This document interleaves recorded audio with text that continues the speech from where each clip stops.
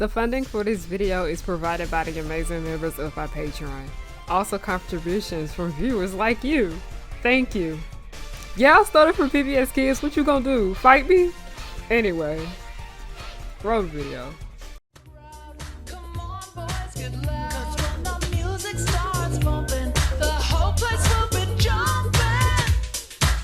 It's my scene, my scene. You know what I mean. It's my scene, you know what. Hey y'all, it's Harriyanna and I'm back with another video. Hi, hello, how are you guys doing? My name is Harriyanna and welcome back to the pirate ship, also known as Harriyannahook's pirate ship. I am the captain, you are not my first mate, and I got the first mate because you want to know why? Come a little closer to the speaker so you can hear me clearly.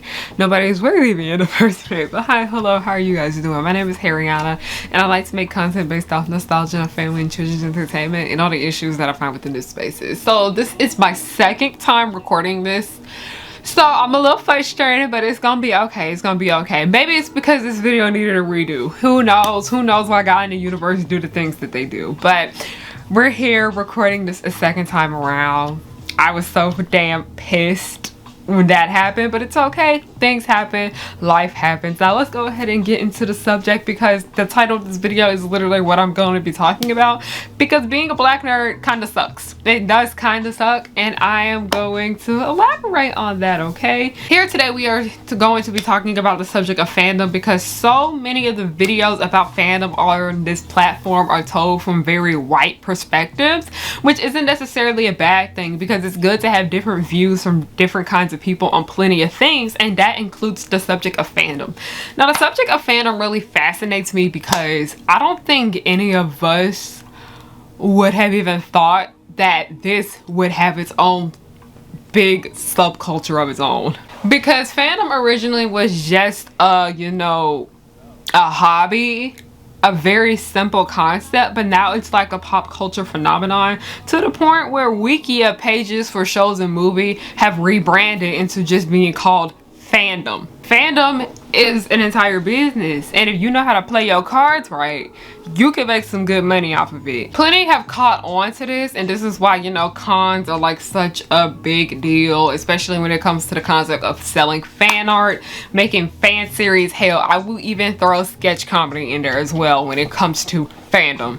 Being a nerd sells now. In the past, it didn't really sell all that much, but nowadays it does, and that's why you see so much more stuff out here is getting licensed merchandise, because big companies have caught on to the fact that fandom is just a big phenomenon now, and they want to capitalize on that shit as well. They said, fuck y'all small businesses. Y'all are not about to make money off of your hobby. We do that. And as time passes, we have begun to see more and more black people take advantage of this.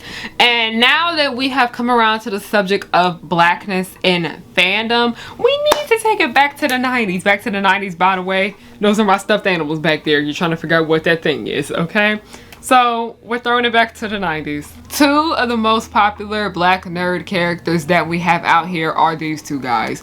One, Steve Urkel, who came from Family Matters. He was originally just a day player on the show, but he ended up having the show revolve around him because the audience liked him so much. Like, even if you've never seen Family Matters, you know who Steve Urkel is, okay? And the second nerd that we are going to be bringing up is Mr. Carlton Banks himself, both from the 90s version of the show, the original Fresh Prince of Bel-Air, and also the 2022 reboot Bel-Air. Carlton honestly is more unbearable in the reboot, which isn't necessarily a bad thing, but it does add more depth to his character if you ask me. Now both of these guys are perceived to be two major things. One, extremely uncool, and two, extremely fucking annoying. And because of these two, this was some of like the first black nerd representation that really was popularized, because it was on network television that everybody really had access to. So much of Hollywood takes from these two characters when it comes from black nerd characters. Like, y'all see how Clyde from the Loud House is, and y'all see how Erwin from the Grand Gestures of Billy and Mandy is as well.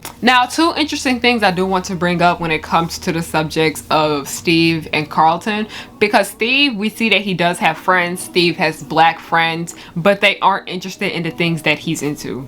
And with Carlton, we see this more in the reboot than we did in the original. We see that Carlton does have friends, but he has white friends that likes what he likes. Hi, editing me here right now. So I mentioned how Carlton has white friends, and I noticed that this is something that does happen within fandom spaces, as so much of the shit that happens within fandom happens in real life. But as we see in Bel Air, that Carlton is excusing his white friends for being racist and ignorant and all of that shit.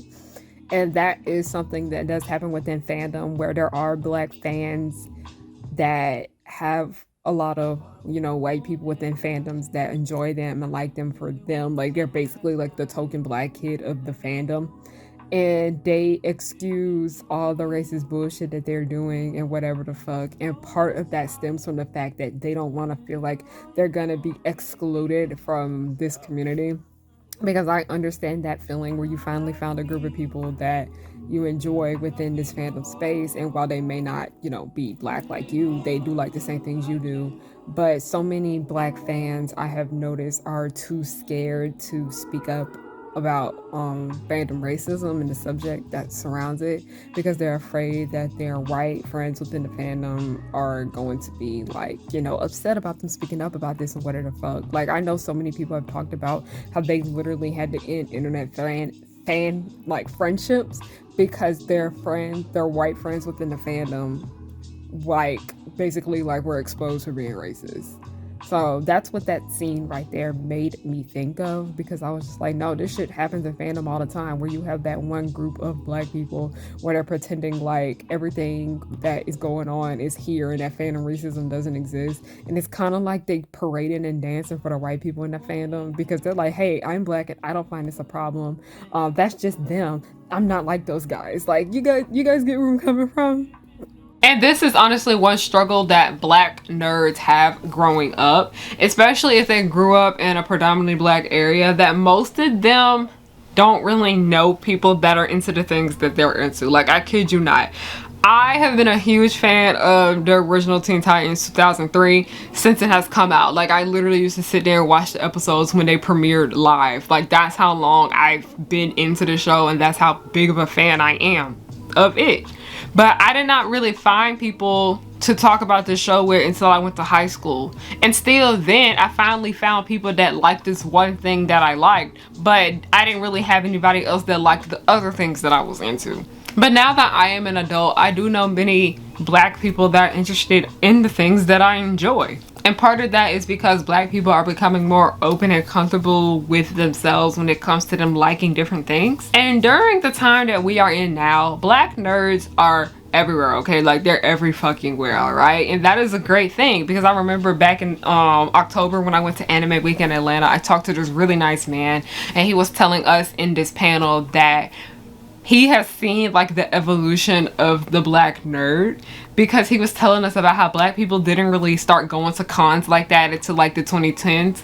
He told us that he had been going to cons and just nerd conventions in general since about the 90s, and barely any black people would be there. And that is because of the concept of fandom. Fandom is a white dominated space, all right?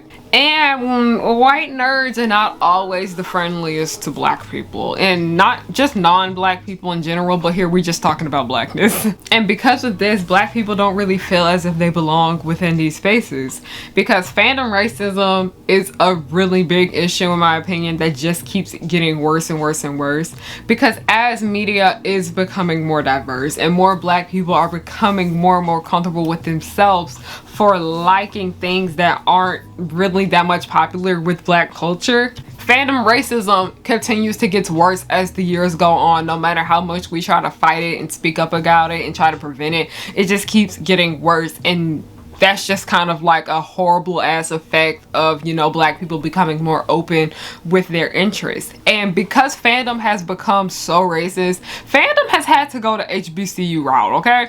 And for those of you guys who don't know what a HBCU is, it stands for Historically Black College and University. And I am going to read you guys a bit about what HBCUs are and what they were created for and their purpose.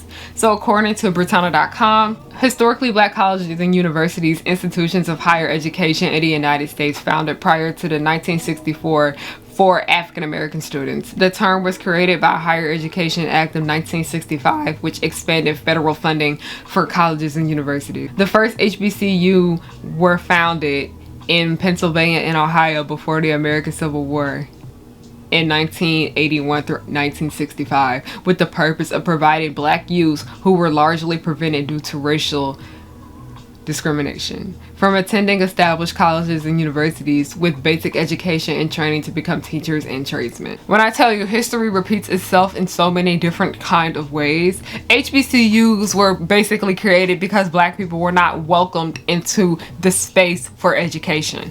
Which isn't fair because black people deserve the same amount of rights as white people. We're all the same. We are all people. But this is why within the nerd community and the creation of Blurred Con and, you know, HBCU cons that basically highlight black nerds where anybody can attend, but black nerds are the focus of it. Black nerds are the ones that are putting on the events. We see plenty of blogs and pages and organizations specifically for black nerds. More black nerds, including myself, are starting to have more businesses to cater towards people like us because for so long we did not feel as if we were welcome within this community. I have had to unfollow nerd pages in the past because so much of their highlights included not black people or just people of color in general. It was extremely white dominated, and this is why we have that art page like Afro Disney and the other one like Black Women in Costume, so we can feel as if we belong within this space, because we do. People tend to forget about how black people within the nerd community created their own spaces specifically for black nerds. They often tend to complain. They would say this shit: why do y'all want to exclude everyone? This isn't fair. And I have one answer for you fucker, when it comes to that, alright? Y'all make us feel like shit. Y'all make it clear that y'all don't want us here. Y'all don't interact with us. You're extremely racially insensitive when we want to point out weird ass racist shit and diversity within the media we are consuming. We do not feel welcomed here. We do not feel safe. Y'all have literally ran black people out of fandoms so many times because of your anti-blackness and your hatred for black people. It makes you uncomfortable that a person of a different skin color likes the things that you're into. I'm gonna go ahead and say this. Listen, white nerds, all this media out here that y'all think is y'all's because your kind of people created it, it is not just limited to you. There are different kinds of people that like the things that you like. Not just white people are into the stuff that you enjoy, and there's nothing wrong with that. So instead of black people leaving these communities altogether, they decided to make their own subdivision within the community so they can feel welcome, so they can feel safe, so they can feel loved within this space that often excludes them and overlooks them. It is not racist when black people want to create things specifically with black people being their targeted audience. Like, that's why we have black magazines such as Essence and Jet, because for the longest magazines usually highlighted white people, so these people decided to make a magazine for their people. And we know these companies are white owned and taken over by white people and stuff like that, but the original intent for why this shit was created, I'll even throw BET in there even though I have my feelings towards them, it was created because black people felt extremely excluded from the mainstream media that they were seeing, so they decided to make their own section of that so they can praise their culture. Black people, we're not being rude when we want to have our own spaces, especially within nerd communities, because we have screenshots on top of screenshots and evidence on top of evidence of white people being extremely nasty towards black people within fandom, and also being extremely fucking disgusting when it comes to fictional characters. Like, there's just so much evidence on top of evidence of fandom racism. People keep trying to say fandom racism doesn't exist, so stop talking about it. You saying that statement literally is proving our point to be more correct, because you being in denial that fandom racism is a thing is adding more to the pile of evidence of all the shit that has been going on since the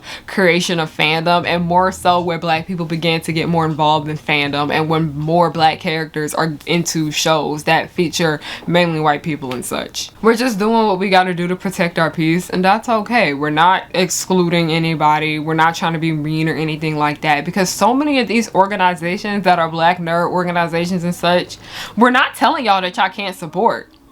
It's welcome to everyone. HBCU Con, everyone is welcome to come. Blerd Con, everyone is welcome to come. We're still being nice enough to let you guys into our spaces. Like, I am in Discord servers that highlight specifically black people and black creators and stuff like that, but there is a section where we do have spaces for allies. Like, we're saying that you guys, we're not over here trying to exclude you guys or anything like that. We're just saying we had to create spaces for us to feel all right, because for the longest we just didn't feel like we belonged here.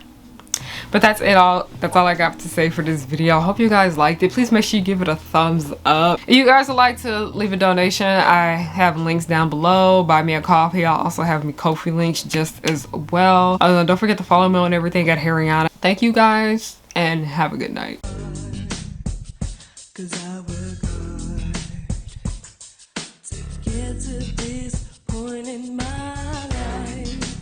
I'm blowing up, so don't hate, just congratulate. The Powerpuff Girls will just blow your mind. Buttercup like villains 3 at a time. Bubbles will smile while kicking your butt, and Blossom will lead them out of their rut. Cherish and Powerpuff, 2 of a kind. Both wanna save the world before bedtime. From Townsville, Memphis, New York to LA, the Powerpuff Girls are just here to sing. They come in